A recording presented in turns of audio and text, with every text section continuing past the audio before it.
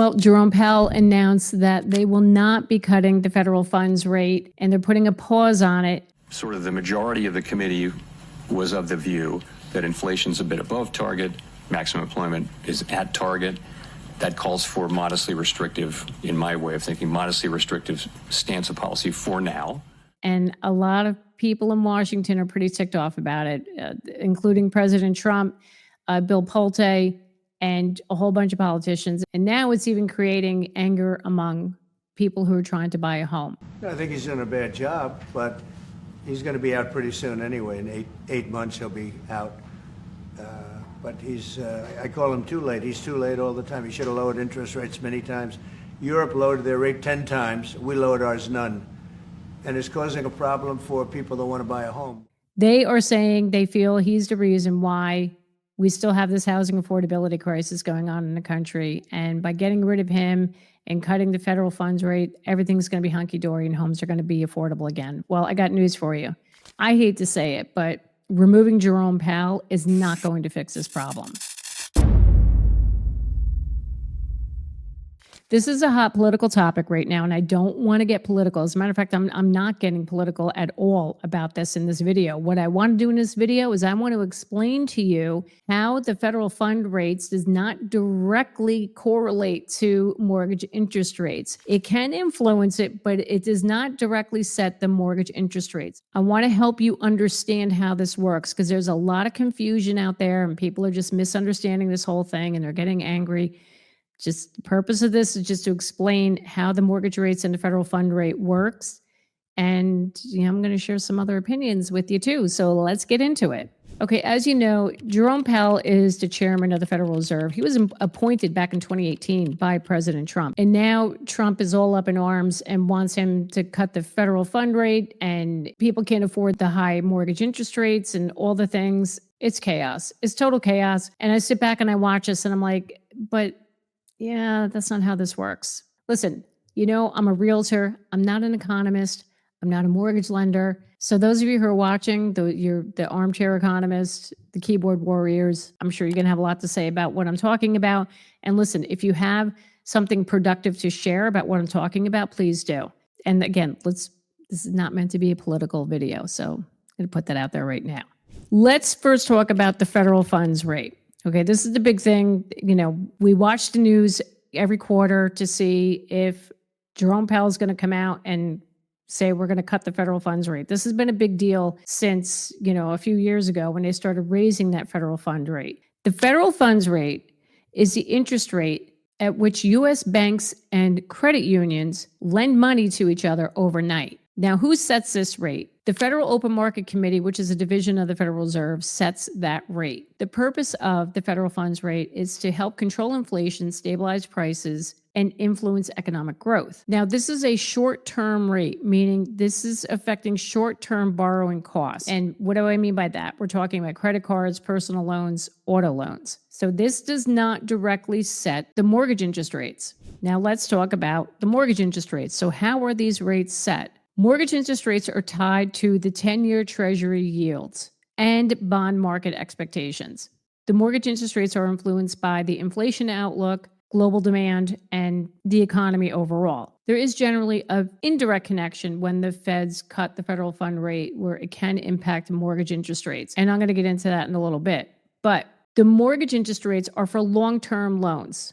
The federal fund rate, again, short-term loans. Because that's not tied to the federal fund rate, this is why you will see that the mortgage rates will not be impacted sometimes when the Fed cuts the Fed fund rate. I'm going to get into that little scenario in a little bit as well. Now, have there been times where the Fed cut the federal funds rate and mortgage rates followed and they dropped as well? Yes, there are 3 scenarios where that happened.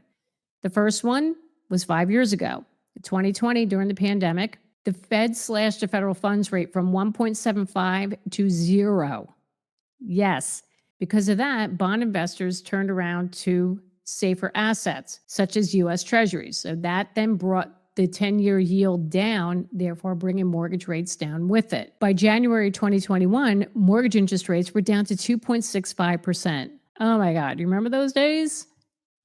Holy cow. Another example of when the federal fund rate was cut mortgage rates followed was in the early 2000s during the dot-com bust and right after the September 11th attacks. The Fed cut the rates sharply from 6.5% down to about 1% at that time. Again, same effect happened, right?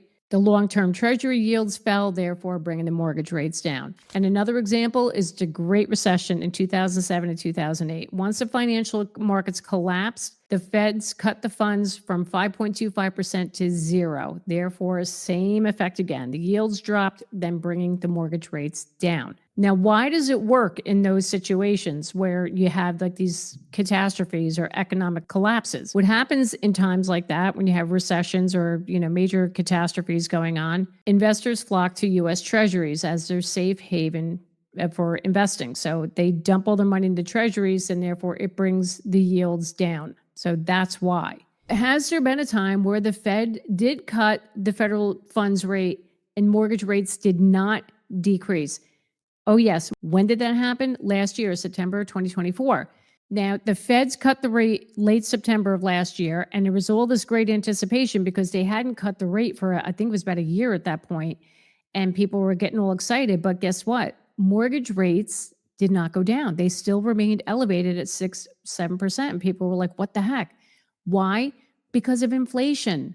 Inflation was still higher. Investors were not confident with that, and they weren't confident in what's going on in the economy. So therefore, they kept the yields higher and the mortgage rates stayed elevated. All right, so now you're saying to yourself, okay, so what do we need, a major catastrophe or a recession to happen in order for mortgage rates to go down? No, that's not what I'm saying. Here's some examples of how mortgage interest rates can go down without having a major economic crisis. Number one, if inflation drops significantly. Now, once the Fed gets inflation down to 2% or lower, that's a signal to investors that inflation is stable, it's lower, the economy is good, so the investors have confidence. So therefore, the treasury yields drop, then bringing down mortgage rates. Now, the reason Jerome Powell did not cut the federal fund rate is because of inflation. Inflation rose in June to 2.7%. It was at 2.4% in May, and he's putting a pause on it because he wants to see what this next round of tariffs are going to do to inflation before cutting the rates again. So that's a signal to the investors saying, hey, the Fed's still not 100% sure on what's going on with inflation, so we're going to hold back. There's a lot of uncertainty there. Okay, while we're on the topic of interest rates here, if you're in the market, whether you're buying or selling a home, and if you need to be connected to a real estate agent in your market, I have a free service. You can click the link down below, fill out the form, and I will get back to you as soon as possible with an agent in your area.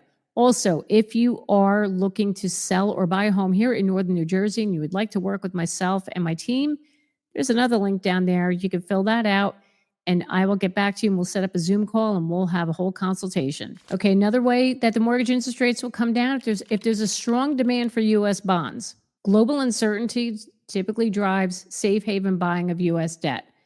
So when that happens, affects the yields again, and the mortgage rates will come down. Another way that mortgage interest rates will come down, if you have a slowing but not collapsing economy, okay? You can have a moderate slowdown in the economy, and which is normal, that happens.